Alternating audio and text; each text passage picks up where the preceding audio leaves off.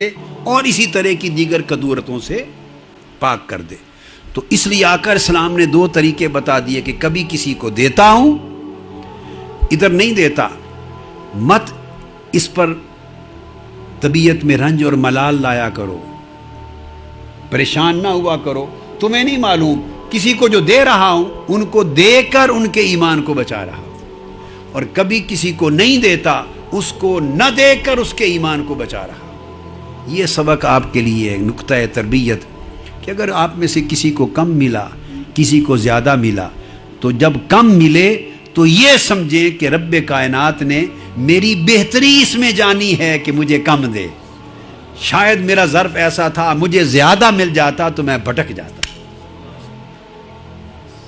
ایک صحابی تھے، انہوں نے آقا علیہ السلام کی بارگاہ میں عرض کیا یا رسول اللہ میرے رزق کی فراخی کے لیے دعا فرمائیں، دعا فرمائیں کہ اللہ پاک میرا رزق بڑھا دے۔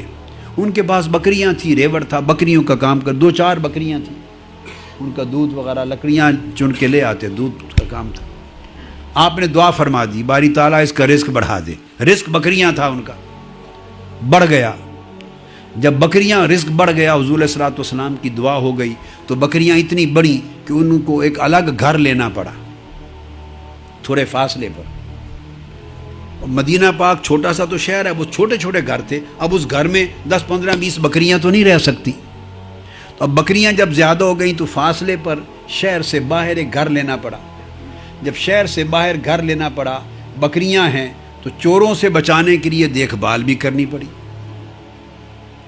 تو وہ جو ہر روز 5 نمازیں آقا علیہ السلام کی اقتداء میں آ کے پڑھتے تھے، تو جب بکریاں بڑھ گئیں، گھر دور ہو گیا، تو اب وہ فجر کی نماز پڑھتے اور عشاء کی آ کے پڑھتے، دن کی نمازیں نہ پڑھ سکتے، بکریوں کی دیکھ بھال میں گزر جاتا۔ اب بات کی سمجھ آئی ہے؟ وہ آقا علیہ السلام کی اقتداء میں پنجگانہ نماز پڑھنا اور دن میں 5 مرتبہ آقا کا مکھڑا تکنا، صلی اللہ علیہ وسلم، حضور کا دیدار کرنا، صلی اللہ علیہ وسلم، محروم ہو گئے۔ صبح و شام آنا ہوتا، دن بھر نہ آ سکتے۔ تو پھر ایک دن ملے تو آقا علیہ السلام نے پوچھا بھائی سناؤ کیا حال ہے تمہارے کاروبار کا؟ یا رسول اللہ آپ کی دعا سے بڑی برکت ہوئی، اور دعا فرما دیں کہ اللہ تعالیٰ میرے رزق میں اور برکت دے۔ آپ نے دعا کر دی باری تعالیٰ اس کے رزق میں اور برکت دے، اس کا رزق اور بڑھا دے۔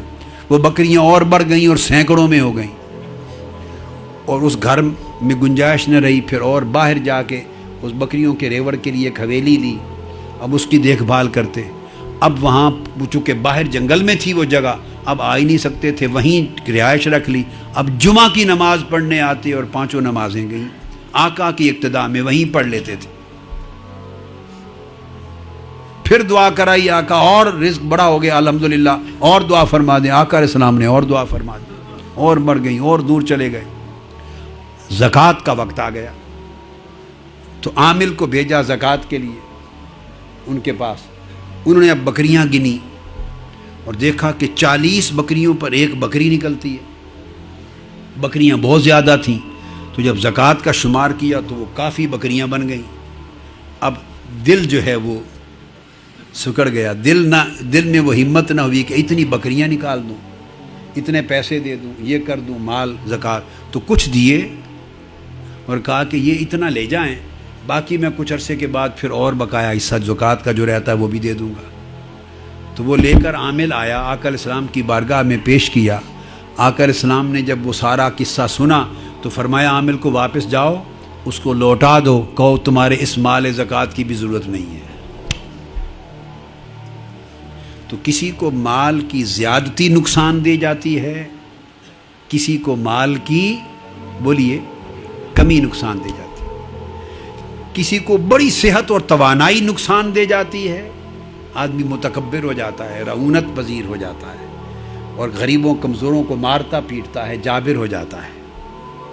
اور کسی کو کمزوری ناتوانی نقصان دے جاتی ہے، وہ محتاج ہو جاتا ہے، رب کی بجائے ہر طاقتور کے پیچھے منگتا بن جاتا ہے۔ آپ سمجھ گئے نا بات کو؟ ہر ایک کا حال الگ الگ ہے، تو جیسا جس کا حال ہو ویسا اس کا معاملہ اس کے ساتھ کیا جاتا ہے، مالک اس کے حال کے مطابق معاملہ کرتا ہے۔ لہٰذا کسی سیدنا فاروق اعظم رضی اللہ تعالیٰ عنہ فرمایا کرتے تھے، کیا فرمایا کرتے تھے کہ جب ہمارے پاس مال کم تھا، وسائل کم تھے، فاقے تھے، فقر تھا، ہم کمزور تھے، قریش مکہ اور کفار مکہ ہم کو مارتے تھے، مسلمانوں کو زد و کوب کرتے تھے، اذیت ناک سزائیں دیتے تھے، پتھر رکھ کر، تپتے ہوئے پتھر جسموں پہ رکھ کے کوڑے مارتے تھے، اور احد احد کی آوازیں نکلتی تھی عاشقان رسول سے۔ تو فرمایا جب ہم تنگی میں تھے، کیا؟ تو تنگی کے زمانے کا صبر آسان تھا، ہم کامیاب ہو گئے۔ تنگی کے زمانے میں صبر کے امتحان میں کامیاب ہو گئے، جب فراخی ہوئی تو فراخی کے دور میں صبر کے امتحان میں ناکام ہو گئے۔ جملہ بول رہے ہیں نا عموم کے لیے، عامت الناس کے لیے، اشارہ تعلیم یہ تھی کہ بسا اوقات تنگی کے زمانے میں صبر آسان ہوتا ہے، فراخی کے زمانے کا صبر مشکل ہوتا ہے۔ بندہ بلائنڈ ہے، بندے کو نہیں پتا کہ اس کے لیے تنگی بہتر ہے یا اس کے لیے فراخی بہتر ہے، اس کے لیے تنگ دستی بہتر ہے یا تمول مالداری بہتر ہے، مال کا تھوڑا ہونا بہتر ہے یا بے پناہ ہونا بہتر ہے۔ بسا اوقات اس کو آسانی سے بھی سمجھا دیتا ہوں، تھوڑا مال کسی کے پاس ہوتا ہے جس سے اس کا پیٹ بھر جاتا ہے، گزر اوقات ہو جاتا ہے، سکھ کی نیند آتی ہے، سکھ کی نیند آتی ہے، پریشانی نہیں ہوتی۔ اور بڑا مال جب ملتا ہے انسان، ایک ایسپیکٹ تو ہے ملے کہ بڑے مال سے آرائش اور آسائش ہوگی اور بڑی اعلیٰ زندگی ہوگی، مگر اس بڑے مال کو بچانا، محفوظ رکھنا، ٹیکس والوں سے اور کسٹم والوں سے اور پولیس سے اور 50 محکموں سے بچ کے چلنا، راتوں کی نیند زندگی بھر کے لیے اجڑ جاتی ہے۔ تو اس مال کا کیا نفع جو راتوں کی نیند خراب کر دے، اس مال کا کیا نفع جو نیند چھین کے لے جائے۔